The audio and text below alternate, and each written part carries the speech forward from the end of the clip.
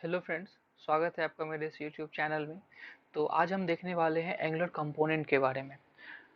तो सबसे पहले जो क्वेश्चन आता है वो है कि what is angular component in, और दूसरी बड़ी बात आती है कि हाउ टू क्रिएट कंपोनेंट, और फिर थर्ड में ये आता है कि हम उसे यूज़ कैसे करेंगे। और कंपोनेंट के अंदर जितनी भी सारी चीज़ें रहती हैं उन सबको भी हम एक्सप्लेन करने वाले हैं इस क्लास में। तो आप लोग बने रहिए मेरे साथ। और अगर आप अभी तक आप लोगों ने इस चैनल को सब्सक्राइब नहीं किया है तो प्लीज़ इस चैनल को सब्सक्राइब कीजिए और वीडियो को लाइक कीजिए। तो अभी हम स्टार्ट करने वाले हैं इस वीडियो को। तो सबसे पहले जो क्वेश्चन है वो है व्हाट इज एंगुलर कंपोनेंट। तो एंगुलर कंपोनेंट को अगर मैं एक नॉर्मल से वर्ड में अगर मैं डिफाइन करूं तो ये है building block of the application. तो अभी एक और क्वेश्चन आप लोग के दिमाग में ये आ रहा होगा कि व्हाट इज बिल्डिंग ब्लॉक। तो बिल्डिंग ब्लॉक को एक्सप्लेन करने के लिए मैं आपको गूगल के होम पेज पे ले जा रहा हूँ और फिर वहां से मैं इसे डिफाइन करता हूँ आपको। सपोज कीजिए कि ये एक एप्लीकेशन है जो गूगल का होम पेज है, और इसमें ये हेडर सेक्शन है। ये हेडर सेक्शन इसका हो गया। ये इसका बॉडी सेक्शन मान के चलिए, ये जो है ये बॉडी सेक्शन। और जो फिर थर्ड जो है ये मान के चलिए ये मेरा फुटर है जो कि बिलो है, बट मैं इसे अभी मैं सपोज कर रहा हूँ कि ये मेरा एक फुटर सेक्शन है। तो अगर मैं इसकी कोडिंग करने बैठूं, अगर मैं इस पर्टिकुलर एक फाइल में अगर मैं इसकी कोडिंग करूं सारी चीज़ों की, अगर मान के चलिए मैंने यहाँ पे हेडर सेक्शन का किया, फिर यहाँ से मैं लॉगिन करके क्लिक करके लॉगिन का पॉपअप में ओपन कर रहा हूँ, फिर उसके बाद में लॉगिन के बाद में रिडायरेक्ट कर रहा हूँ यूज़र को डैशबोर्ड पे। तो फिर जहाँ पे सपोज करो कि यहाँ पे मेरा लॉगिन का कोड खत्म हुआ, यहाँ पे मेरा लॉगिन का कोड खत्म हुआ, फिर यहाँ से मैंने डैशबोर्ड का कोडिंग करना स्टार्ट कर दिया। फिर मेरा डैशबोर्ड खत्म हुआ, फिर मैंने उसके बाद यहाँ पे मैंने फूटर का स्टार्ट कर दिया कोडिंग करना। डैशबोर्ड करने के बाद मैं फूटर का कोडिंग करना स्टार्ट कर दिया, तो ये बहुत ही ज़्यादा कॉम्प्लिकेटेड हो जाएगा एज अ डेवलपर। अगर आप इसे बाद में अगर रिराइट करने जाओगे या फिर कुछ चेंजेस आए आप उसे करने जाओगे तो ये बहुत ही ज़्यादा आपको कंजेस्टेड भी दिखेगा आपका कोड। और अगर कोई सपोज करो कि आप किसी को दूसरे को रेफर कर रहे हो, वर्क दे रहे हो या फिर उसे बोल रहे हो कुछ करने के लिए, तो वो बहुत ही ज़्यादा वहाँ पे मीन्स प्रॉपरली वो उसे समझ नहीं पाएगा कि ये सारी की सारी इतनी सारी चीजें एक ही पेज में क्यों है। तो इन सारे प्रॉब्लम का जो सॉल्यूशन है वो कंपोनेंट, आप बोल सकते हो कि इन सारे प्रॉब्लम का जो सॉल्यूशन है वो उसको हम सॉल्व कर सकते हैं कंपोनेंट की मदद से। तो कंपोनेंट में एक्चुअल में होता क्या है कि मान के चलो कि यहाँ पे मेरा एक लॉगिन का सेक्शन है। पहले जो मेरा वो पूरा पेज था एक, फिर उसके बाद लॉगिन का सेक्शन है, फिर मेरा डैशबोर्ड है, फिर मेरा फुटर है, और भी बहुत सारी चीजें हो सकती हैं। छोटी छोटी चीजें जैसे मान के चलिए कि एक पर्टिकुलर बटन क्लिक पे मैं कोई इवेंट रन कर रहा हूँ और फिर उसका कुछ व्यू है जो मैं डिस्प्ले कर रहा हूँ, तो उसके लिए एक अलग कंपोनेंट बनेगा। वो सारी चीजें मैं अभी आपको दिखाने वाला हूँ यहाँ पे। तो हम क्या कर सकते हैं कि डिफरेंट डिफरेंट मॉड्यूल्स के लिए हम डिफरेंट डिफरेंट कंपोनेंट क्रिएट कर सकते हैं।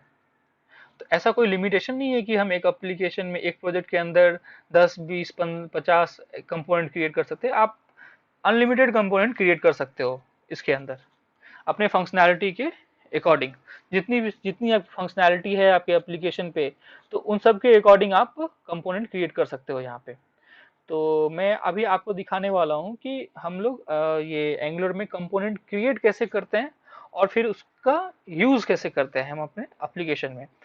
तो जो सबसे जो सबसे बड़ी बात है वो मैं यहाँ पे आपको मैं बता रहा हूँ कि जब भी हम कोई भी कंपोनेंट क्रिएट करेंगे तो उसका जो फाइल पाथ होगा होने वाला है वो एसआरसी के अंदर, जो ये जो ऐप करके जो आप फोल्डर देख रहे हो ना, इसके अंदर ही वो ऑलवेज क्रिएट होगा कंपोनेंट। और एक वो जब हमने फर्स्ट टाइम जब हमने एप्लीकेशन को क्रिएट किया था तो उस टाइम भी हमें एक कंपोनेंट मिला था और उसके ये सारे के सारे फाइल्स मिले थे। मैं बाद में ये आपको डिस्कस करूंगा ये app dot module dot T S का क्या यूज है, और ऐप ये राउटिंग वाला जो फाइल है मॉड्यूल डॉट टी एस, इसका मैं इसे मैं बाद में डिस्कस करूंगा। बट जब भी हम एक कंपोनेंट क्रिएट करते हैं ना, यहाँ पे मैंने एक स्टोर रूम करके मैंने एक कंपोनेंट आप लोग के लिए क्रिएट करके रखा है। अभी मैं जस्ट एक मैं आपको बता देता हूँ अंडरस्टैंडिंग के लिए, फिर मैं बाद में आपको कंपोनेंट क्रिएट करके बताने वाला हूँ। सपोज कीजिए कि ये मैंने एक कंपोनेंट यहाँ पे मैंने क्रिएट किया है पहले से। इसके अंदर हमेशा 4 फाइल्स रहती हैं। एक है जो इस पर्टिकुलर कंपोनेंट का सीएसएस फाइल हो गया, फिर इस पर्टिकुलर कंपोनेंट का HTML फाइल हो गया, फिर इसका जो business logics API call and all होगा, जो भी जितनी भी सारी चीजें होंगी, मान के चलिए बिजनेस लॉजिक्स जो भी होंगे वो मेरे ये store room component dot T S के अंदर रहेंगी। और ये जो स्पेस डॉट टी एस करके जो फाइल है, ये मेरा टेस्टिंग पर्पस के लिए, तो इसे हम बाद में डिस्कस करेंगे, ये हमारे लिए अभी इतना ज़्यादा इंपॉर्टेंट है नहीं। तो हम मेनली अभी जो फोकस करने वाले हैं वो इस तीन पे हम फोकस करेंगे। इसे मैं बाद में आपको प्रॉपरली एक्सप्लेन करूंगा कि ये है क्या और इसे कैसे यूज करते हैं। तो अभी मैं आप लोगों के लिए कंपोनेंट क्रिएट करके बताने वाला हूँ यहाँ पे। तो मेथड दो है कंपोनेंट क्रिएट करने का। एक है, अगर आप यहाँ पे ऐप पे राइट क्लिक करके आप एक फोल्डर बना लीजिए, और फिर वहाँ पे जो भी आपका कंपोनेंट का नाम है वो दीजिए, फिर उसके अंदर मैनुअली आप ये चारों फाइल आप को लिखना पड़ेगा, बनाना पड़ेगा, ऐड फाइल करके, ऐसे करके। बट ये बहुत ही ज़्यादा कॉम्प्लिकेटेड हो जाता है। बट और इसका जो सॉल्यूशन है, इसका एंगुलर CLI ने इसका प्रॉपर सॉल्यूशन दिया है। तो बहुत सा सिंपल सा कमांड है, उसे हम यहाँ पे फॉलो करने वाले हैं। सी, अभी मान के चलिए मैं आपको एक कंपोनेंट बना के दिखाने वाला हूँ, जिसका कि नाम मैं रखने वाला हूँ, सपोज कोई ऑर्गेनाइजेशन करके मैं एक कंपोनेंट में आपको बना के दिखा रहा हूँ। तो दो वे है, एक तो लॉन्ग पूरा टाइप करो, या फिर एक उसका शॉर्ट फॉर्म भी है, तो वो मैं बारी बारी से आपको बताने वाला हूँ अभी। जैसे मान के चलिए NG मैंने डाला, ये तो आपको सबको पता होगा, जनरेट है, GENERATE, NG generate component, COMPONENT component, और फिर मेरा जो कंपोनेंट का नाम, तो मैं ऑर्गेनाइजेशन रख रहा हूँ,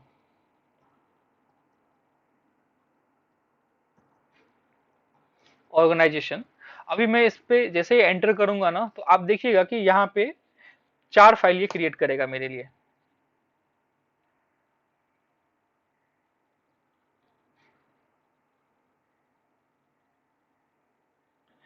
ये फाइल्स भी क्रिएट होंगे यहाँ पे।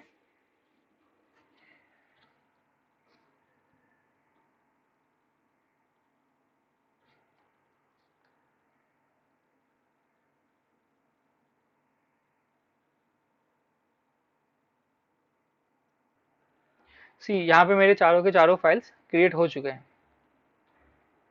Component dot H T M L, component dot spec dot T S, component dot T S और component dot C S S. See, यहाँ पे आपको ऑर्गेनाइजेशन करके आपको ये एक फोल्डर मिल गया, और इसके अंदर ये मेरे चारों के चारों फाइल्स आपको दिख रहे हैं। अब बड़ी बात आती है कि इसे हम यूज कैसे करेंगे। उससे पहले मैं आपको एक और कंपोनेंट बताने वाला हूँ। अभी हमने क्या किया था, NG जनरेट कंपोनेंट ऑर्गेनाइजेशन करके इतना बड़ा हमने लिखा था। अभी इसका एक शॉर्ट टर्म भी है कि आप शॉर्ट टर्म में मतलब क्या बोल सकते हो, उसको शॉर्ट फॉर्म में ही बोल सकते हैं इसे, NG, G for generate, C for component, और फिर जैसे ही आप कंपोनेंट का नाम दे दो। तो मैं यहाँ पे कंपोनेंट का नाम दे रहा हूँ, मान के चलो मैं एक कंपोनेंट बना रहा हूँ इंडिया करके, इंडिया। तो मैं इसको एंटर कर रहा हूँ।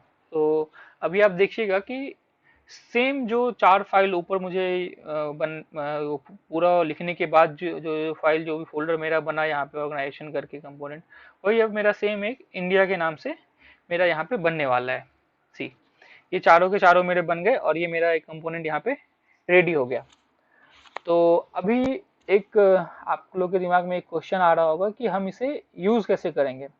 तो सी, हमने बनाया है कंपोनेंट यहाँ पे, दो कंपो ये हमने बनाया कि इंडिया और एक ऑर्गेनाइजेशन। बट इन लोगों की जो डिपेंडेंसी है ना, डिपेंडेंसी जो होता है ना, वो ऐप डॉट मॉड्यूल के अंदर आप देखिएगा कि ऑटोमेटिकली यहाँ पे रेफरेंस ये ऐड हो गया है। ये हमने नहीं किया, ये CLI है, CLI नहीं किया, इंग्लैंड ने अपने खुद से किया है, हमने इसे नहीं किया है।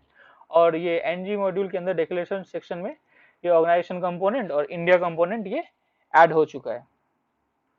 तो इन सब चीज़ों अगर मैं वहाँ पे फोल्डर क्रिएट करके मैं बनाता हूँ, तो ये सारी चीज़ें मुझे इंपोर्ट करनी पड़ती मेरे, जहाँ पे ये सोर्स पाथ हो गया मेरा कंपोनेंट का, साथ ही ऐप, ऑर्गेनाइजेशन, और ऑर्गेनाइजेशन के अंदर मेरा ऑर्गेनाइजेशन डॉट कंपोनेंट करके जो मेरा है यहाँ पे TS, इसका मैंने यहाँ पे फाइल पाथ मुझे देना पड़ता, और फिर इंडिया वाले सेक्शन में जाके मुझे इंडिया वाले का कंपोनेंट का ये पाथ देना पड़ता है यहाँ पे, और फिर मुझे डिक्लेरेशन सेक्शन में इसे डिक्लेयर करना पड़ता। अगर डिक्लेयर नहीं भी करोगे आप तो चलेगा, बट जब हम कम्युनिकेशन करेंगे बाद में, जब हम कंपोनेंट टू कंपोनेंट कम्युनिकेशन करने वाले हैं, तो उन सब जगह पे मुझे ये डिक्लेरेशन और फिर मुझे इंपोर्ट सेक्शन में भी इसे ऐड करना पड़ेगा। तो वो धीरे धीरे मैं उस पर जाने वाला हूँ। मे बी नेक्स्ट वीडियो में मैं आपको बताऊंगा कि दो कंपोनेंट के बीच में कम्युनिकेट कैसे करना है, parent to child, child to parent, ऐसे ये सारी चीजें मैं अभी आपको वन बाय वन करके बताने वाला हूँ। बट अभी हम रह रहे हैं यहाँ पे कंपोनेंट पे ही रहते हैं अभी हम, और फिर मैं आपको दिखाने वाला हूँ कि इसका यूज कैसे करते हैं हम कंपोनेंट का। तो अभी हमने देखा कि दो कंपोनेंट मैंने बनाया है अभी, एक इंडिया और एक ऑर्गेनाइजेशन करके। तो ये मैं इसका टीएस का फाइल में ओपन कर रहा हूँ यहाँ पे। ये मैंने ऑर्गेनाइजेशन का टीएस का जो फाइल है, इसका जो सेलेक्टर जो है, जो इसका नाम है app dot slash dash organisation, इसको मैं कॉपी कर रहा हूँ। और जो मेरा डिफॉल्ट, जो मेरा पहले जब मैंने एप्लीकेशन बिल्ड करते टाइम जो मेरा HTML एक पेज बना था, app dot component dot HTML, जिसमें मैंने ये सेक्शन सारे डिवाइड किए थे, तो मान के चलिए इसके नीचे ही मैं क्या कर रहा हूँ कि ऐप ऑर्गेनाइजेशन जो है, इसे मैं टैग के अंदर यहाँ पे डाल दिया मैंने। और जो मेरा ऑर्गेनाइजेशन का जो HTML organisation dot component dot HTML का जो ये जो HTML का जो फाइल है, इस पे मैंने ये इसमें ऑलरेडी लिखा हुआ है ऑर्गेनाइजेशन वर्क्स। और जो दूसरा मेरा इंडिया वाला है, उसका भी मैं ले रहा हूँ, ये ऐप इंडिया करके मैंने लिया, जो इसका सेलेक्टर का जो नाम है, और इसको भी मैं इंक्लूड कर दे रहा हूँ ऐप HTML के अंदर। ऐप HTML के अंदर यहाँ पे मैंने इसे भी इंक्लूड कर दिया। तो अभी मैं जाता हूँ, इसे मैं अभी मैं कर रहा हूँ, इसको मैं ng सर्व कर रहा हूँ, मैं रन कर रहा हूँ मैं इसे अभी। तो ये मेरा कंपाइलिंग अभी हो रहा है, और उसके बाद मैं आपको दिखाऊंगा कि जो एक एक एक चीज़ मैंने मिस किया यहाँ पे, India dot component dot HTML। तो यहाँ पे आप देखिए, इसमें इंडिया वर्क्स करके भी लिखा हुआ है।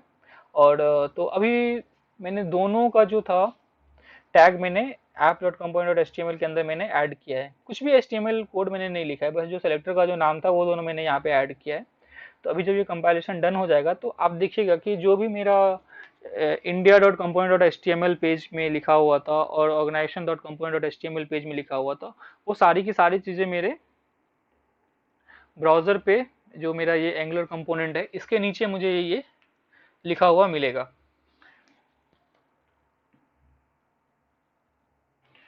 50% डन, 50% का हम वेट करते हैं अभी और। तो ये ऑलमोस्ट डन हो चुका है, सी कंपाइलेशन डन हो गया है अभी सक्सेसफुली। तो अभी मैं इसे बस एक रिफ्रेश कर रहा हूँ।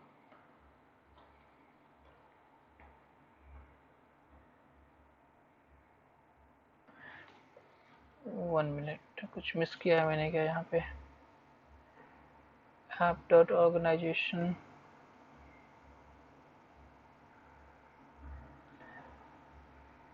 India dot component of India, one second, app dot module dot TS. ठीक है, कुछ भी प्रॉब्लम नहीं है, फिर हार्ड रिफ्रेश।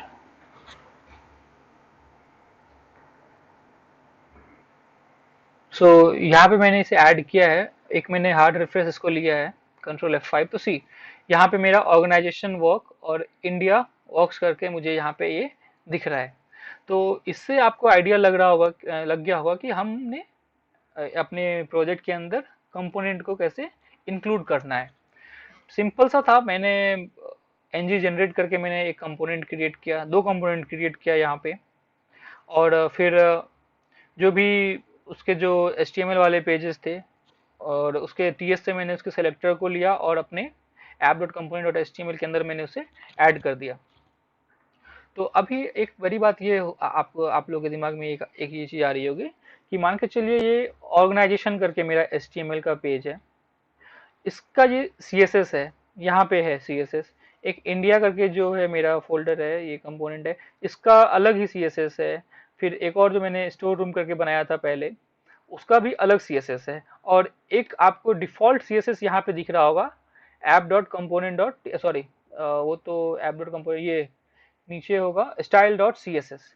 तो ये सारी चीजें क्या हैं, तो सबसे पहले मैं आपको बता दे रहा हूँ कि ये जो style dot C S S करके जो मेरा सी एस एस का जो पेज है, इसमें क्या होता है कि इसमें हम जो भी सी एस एस लिखेंगे, जो भी सी एस एस हम इसमें अप्लाई करेंगे, वो ग्लोबली मेरा पूरे के पूरे जितने भी मेरे कंपोनेंट रहेंगे उन सब पे वो अप्लाई हो जाएगा।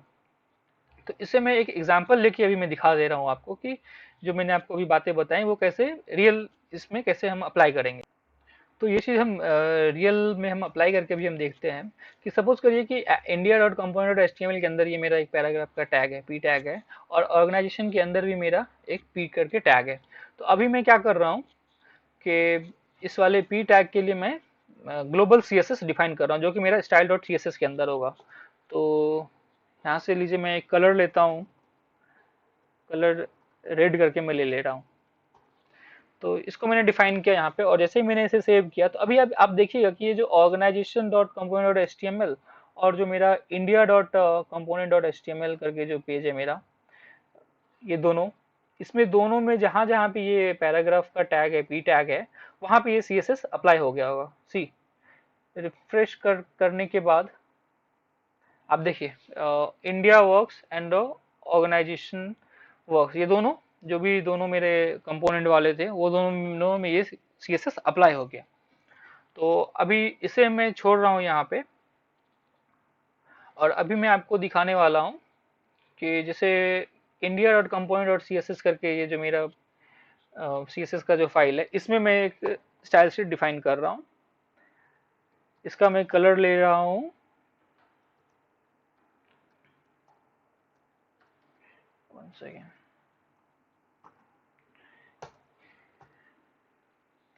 ग्रीन लेता हूँ मैं। तो ग्रीन लेने के बाद जब भी जैसे मैंने इसे सेव किया तो आप देखिएगा कि जो India dot component dot C S S का जो है, जो भी इसका एच टी एम एल है, इंडिया वर्क्स, इस पे ये अप्लाई हो गया होगा। सी इंडिया वर्क्स पे ये सी एस एस मेरा अप्लाई हो गया। तो हमें इन सब चीज़ों से क्या समझ में आया कि जो भी मेरा style sheet global C S S वाले फाइल में डिफाइन होगा, ये जो मेरा style dot C S S करके जो मेरा ये फाइल है, ये यहाँ पे डिफाइन होगा, वो मेरा जितने भी मेरे कंपोनेंट रहने वाले हैं उन सब में अगर वो पर्टिकुलर टैग या फिर पर्टिकुलर क्लास मेरा मिला तो उन पे वो अप्लाई हो जाएगा। ओके। और अगर मैं मान के चलिए कि एक पर्टिकुलर मेरा कंपोनेंट है इंडिया, इसके कंपोनेंट के लिए मैंने कोई भी सीएसएस यहाँ पे डिफाइन किया है, तो ये बस इसी कंपोनेंट के लिए के जो एचटीएमएल का जो फाइल है उसी में वो रहेगा, सिर्फ दूसरे कंपोनेंट पे वो अप्लाई नहीं होगा। तो आई होप कि आपका ये चीज यहाँ से क्लियर हो गया होगा, ये कॉन्सेप्ट यहाँ से क्लियर हो गया होगा कि कंपोनेंट हम क्यों क्रिएट करते हैं, कंपोनेंट का यूज़ क्या है, और फिर कंपोनेंट के जो 4 फाइल्स हैं वो क्यों हैं। और एक चीज़ और है, जो मान के चलिए मैं इसका एक मैं आपको ये टीएस फाइल में मैं मान के चलिए एक बिजनेस लॉजिक के हिसाब से मैं आपको कुछ मैं बता देता हूँ यहाँ पे। मान के चलिए कि ये मेरा एक डिफॉल्ट जो मेरा कंपोनेंट का जो फाइल था, इसमें एक ये टाइटल करके मेरा एक डिफाइन किया हुआ, तो मान के चलिए कि ये मेरा कोई एक बिजनेस लॉजिक है टाइटल करके। तो इसका ऑलरेडी यहाँ पे एक लिखा हुआ है दिस इज कंपोनेंट। तो जो मेरा app dot component dot H का जो ये पेज है, ये जो फाइल है, यहाँ पे मैं क्या कर रहा हूँ कि सॉरी टाइटल सिर्फ आएगा, this is called data binding भी आप इसको बोल सकते हो, सब मैं आपको आगे आने वाले क्लासेस में बताऊंगा। ये टाइटल मैंने यहाँ पे डिफाइन किया है, और जैसे ही मैं इसे सेव करूंगा तो ये जो मेरा app dot component dot HTML के अंदर जो टाइटल जो है दिस इज कंपोनेंट, तो ये मेरा h1 टैग के अंदर दिखना स्टार्ट हो जाएगा। आई थिंक ये कंपाइलेशन डन नहीं हुआ है अभी तक, यस वेट कर रहा है। हाँ सी अभी कंपाइलेशन डन हुआ, अभी ये भी रिफ्रेश हो रहा है पे, सी दिस इज कंपोनेंट। तो यहाँ पे ये रिफ्लेक्ट हो गया। तो सेम चीज अगर मैं मान के चलिए मैं टाइटल लेता हूँ इंडिया डॉट कंपोनेंट, जो भी मेरा जो मेरा कम इसका जो कंपोनेंट का जो फाइल है, इसमें मैं ये चीज अगर मैं डिफाइन करता हूँ, अभी मैं आपको जैसे ये इंडिया कंपोनेंट करके जो मेरा जो टीएस का फाइल है, इसके अंदर मान के चलिए मैं एक टाइटल डिफाइन कर दे रहा हूँ।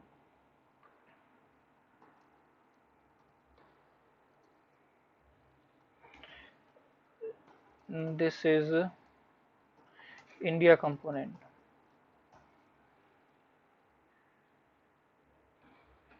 ठीक है, ये डिफाइन यहाँ पे किया मैंने। और इसी सेम को मैं अपने इस वाले HTML वाले फाइल में h1 टैग के अंदर में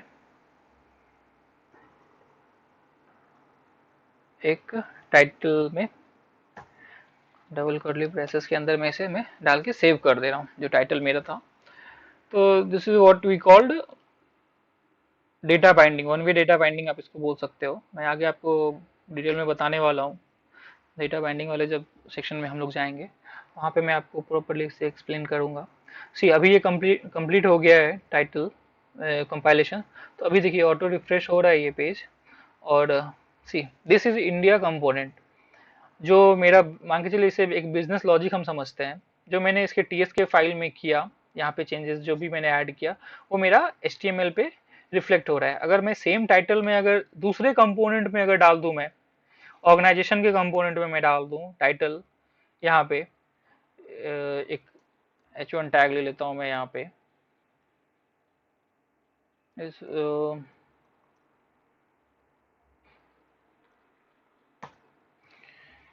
यहाँ पे अगर मैंने यहाँ पे मैंने जब इसको लिया है ना अभी, तो अभी मैं इसको सेव करता हूँ। One second, error occurred. ये आपको क्या दिखा रहा है कि property title does not exist on type organisation component. तो मतलब ये दो कंपोनेंट आपस में कम्युनिकेट नहीं कर रहे हैं अभी। तो इस और इसको कुछ भी टाइटल करके इस ऑर्गेनाइजेशन कंपोनेंट के टीएस फाइल में नहीं मिला है। Property title does not exist on type organisation component, जो ऑर्गेनाइजेशन कंपोनेंट था इसमें इसे ये टाइटल करके कुछ भी यहाँ पे नहीं मिला है। तो अभी मैं क्या कर रहा हूँ कि इसमें भी एक मैं टाइटल डाल दे रहा हूँ, दिस इज ऑर्गेनाइजेशन कंपोनेंट। तो सी अभी ये मेरा प्रॉब्लम यहाँ पे सॉल्व हो जाएगा।